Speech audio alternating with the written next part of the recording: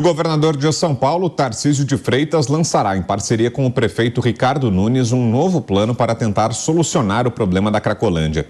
Medidas como a internação voluntária, involuntária ou compulsória de dependentes químicos, além da revitalização do Centro de Referência de Álcool, Tabaco e outras drogas, devem fazer parte do projeto. Nesta segunda-feira, dias antes do anúncio oficial, usuários de drogas atearam fogo em lixeiras, bloquearam ruas e tentaram invadir comércios.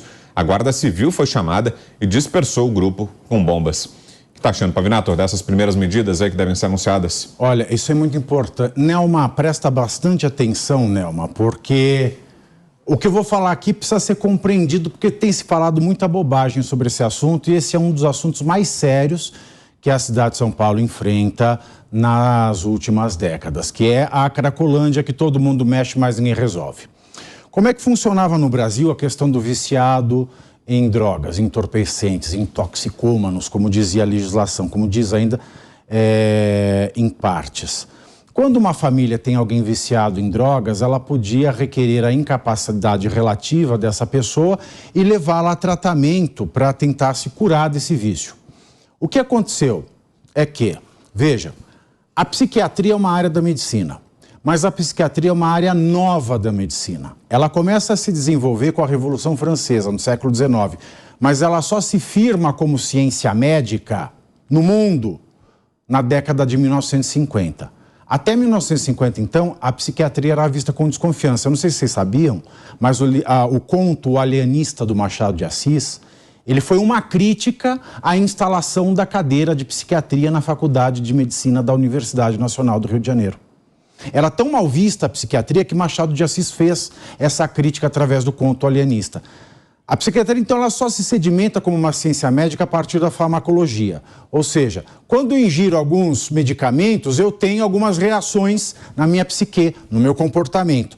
Então, de 1950 para cá, a psiquiatria só evoluiu. Bom, nos anos de 1970, Vitor, na França, obviamente, também um pouco na Itália e na Dinamarca, nós temos um movimento que se forma que é chamado movimento antimanicomial. O que é isso? Eles dizem que a loucura é um produto do preconceito social. Quem é que encabeça na Europa esse movimento? É o líder do Partido Comunista Italiano, Berlinguer.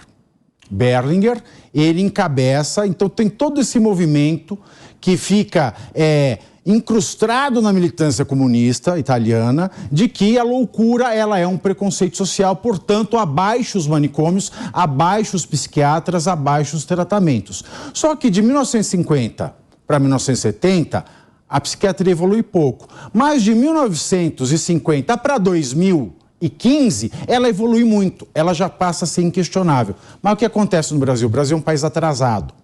Então, o movimento antimanicomial de 1970, no governo Dilma Rousseff, ganha uma expressão que eles conseguem aprovar em 2015, que até mesmo os viciados em drogas não perdem a capacidade, não perdem o juízo próprio, e eles não podem ser internados pela família. Eles têm que procurar. Voluntariamente comete crime quem leva alguém a uma clínica, quem tenta tratar alguém viciado em droga. Em 2016, essa lei do governo Dilma entra em vigor.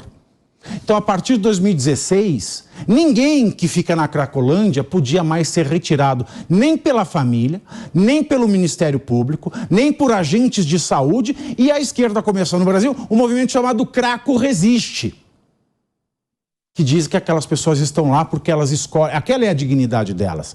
Tem-se que respeitar a livre escolha, como se liberdade houvesse na cabeça de um viciado em crack. Em 2019, no governo Jair Bolsonaro, no caso de vício em drogas, essa questão ela é revogada, então os familiares, em caso de vício como crack, podem solicitar a internação não voluntária das pessoas. E o que nós temos visto agora nessa parceria do governo estadual com a Prefeitura de São Paulo, para que levem as pessoas que estão na Cracolândia para tratamento, mesmo que involuntariamente, é algo muito positivo. Eu já estive na Cracolândia, eu já entrevistei mulheres que vivem na Cracolândia, elas se prostituem, elas se submetem à violência sexual para que elas consigam uma pedra de crack. Não existe dignidade alguma, não existe direito humano nenhum para quem está na situação de vício de crack, que, sem tratamento adequado, a chance de recuperação beira a 0%.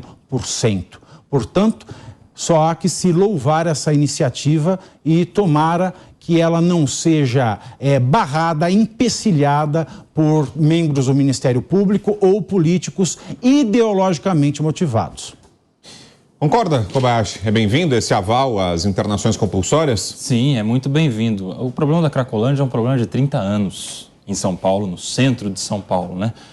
E durante esses 30 anos, muitas iniciativas foram tentadas pelos governos do Estado de São Paulo e da Prefeitura de São Paulo, e em todas essas tentativas, sem sucesso. As políticas vinham, tentavam, resolviam ali por algum pouco tempo e já se tornavam um insucesso, sem êxito, né? Em algumas políticas até a gente teve uma piora da situação da Cracolândia, como por exemplo a Bolsa Crack, que dava um valor aos moradores em situação de rua na Cracolândia e que eles gastavam, claro, com drogas naquela situação. Estava pesquisando algumas estatísticas sobre a Cracolândia. Um estudo de 2020 mostra que mais de 51% das pessoas que estão lá são de fora de São Paulo, mas o número que mais chama atenção não é nem a média de idade de 36 anos, 70% de homens. Primeiro, que a razão que deixam aquelas pessoas na Cracolândia não é para deixar de incomodar familiares, não é por preço de droga, não, é pela disponibilidade de droga. É o campeão, está em primeiro lugar no ranking dos motivos que levam essas pessoas a ficar lá. Isso com mais de 31% entre os votos como motivo primordial. Então a gente sabe que é um problema de saúde, principalmente, como o Pavinato estava dizendo, mas também poderia ser bem tratado se a gente resolvesse esse problema de disponibilidade de drogas lá, que é o que leva a maioria das pessoas a lá permanecerem. E mais do que isso, a gente tem uma porcentagem de mais de 40% que estão na Cracolândia há mais de 5 anos. Mais de 5 anos na Cracolândia. Então é uma população fixa que está ali o tempo todo e que até hoje não teve nenhuma solução dada pelo poder público. Só um detalhe rápido. Quando o Haddad decretou que barraco é moradia, o tráfico passou a armazenar drogas nos barracos, porque eles não podiam ser invadidos, porque para isso precisava de mandado judicial. Então, pois é, isso aumenta o quê? A disponibilidade de drogas, que faz com que boa parte, ou mais de 30%, lá permaneçam. Então a medida é muito bem-vinda, tomara que dessa vez a gente tenha sucesso com o fim da Cracolândia. Diga, Mota. Palavras extremamente sensatas dos meus colegas de bancada. A gente tem que fugir, quando discute sobre esse problema, da armadilha da solução. Qual é a solução para o tráfico de drogas? Qual é a solução para a Cracolândia? Ora, Cracolândias existem até no exterior. Se eu não me engano, em Los Angeles existe uma famosa, um lugar lá onde os viciados se juntam. Se eu não me engano, também já aconteceram em cidades da Europa. A solução, o caminho para, né? Não existe solução, mas existe um caminho para tratar esse problema. Ele é composto de 2 etapas distintas. A primeira é educação, é explicar aos potenciais futuros usuários qual é o perigo das drogas, né? Explicar às crianças, os jovens, que droga traz um prazer imediato, muito forte. E junto com esse prazer vem a dependência química, que é uma das piores formas de servidão humana. Isso precisa ser dito em tom alto e claro para as crianças e para os adolescentes, porque eles hoje recebem a mensagem contrária. Eles recebem essa mensagem contrária na internet, nos serviços de streaming, nos vídeos, nas novelas.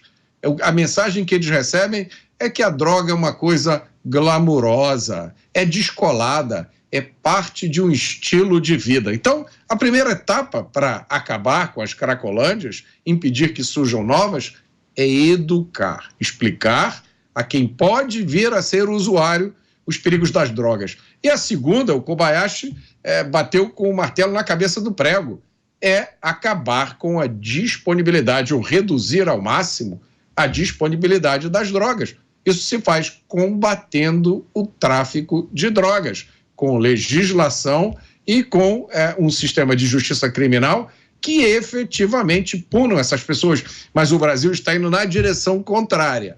A leniência em relação aos traficantes é cada vez maior. Inclusive, há livros jurídicos que descrevem o traficante como um simples comerciante de drogas, como se ele estivesse vendendo telefone celular ou uma balinha que não faz mal a ninguém. Ter consciência desses dois componentes, né, a educação e a repressão, é o caminho para se endereçar esse problema. Agora, por trás disso tudo, é lógico, existe uma questão moral, que tem muita gente que se recusa a enfrentar e aí deixa que a ideologia invada um espaço que deveria ser ocupado pelo bom senso e pelo sentimento de justiça. Para fecharmos então, ainda sobre esse pacote de medidas que vai ser anunciado pelo governo de São Paulo e pela Prefeitura da capital paulista, José Maria Trindade, queremos ouvi-lo também. Zé, temos 1 minuto e meio. Olha, Vitor, é um assunto que eu descreveria aqui por um longo tempo. Quero dizer aí que a explanação do Pavinato, do Mota e do Kobayashi foram muito importantes. Eu vi de perto o que aconteceu. Eu morava em Barbacena, estudei lá em Barbacena, né? Me formei lá no CAD, a Escola Federal lá de Agropecuária, e visitei o Colônia. Colônia foi um hospital criado em 1903 e se transformou agora no Museu da Loucura. Era um campo de concentração e que eu tenho muito cuidado para falar sobre isso, era mais ou menos igual, né? Horrores. E aí o deputado Paulo Delgado, do PT de Minas Gerais, ele é de Juiz de Fora, aprovou há 22 anos atrás essa lei antimanicomial. Então, o que aconteceu? O Colônia era um horror. Aí, em vez de melhorar o Hospital Colônia, simplesmente aprovou essa doideira de tirar os hospitais. E aí, famílias que têm pessoas com problemas psiquiátricos não sabem o que fazer, né? Eu vi relatos médicos dizendo de pais andando com 2 filhos dentro de um ônibus e surtando. Imagina um pai segurando 2 filhos surtados dentro de um ônibus. Só pode hospital dia, não pode internar. Quer dizer, pegaram o que há de pior, porque em vez de melhorar o hospital, simplesmente tiraram. Isso gerou muito problema. Trago más notícias.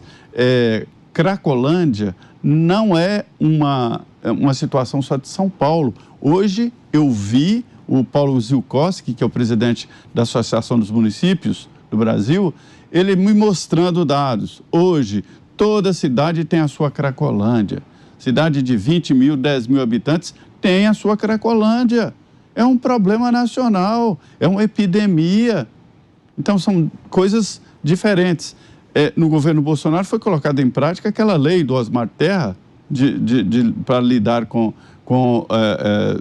dependentes, né? Comunidades terapêuticas, e que agora estão sendo descapitalizadas no governo Lula, de novo, tratando errado de uma doença séria.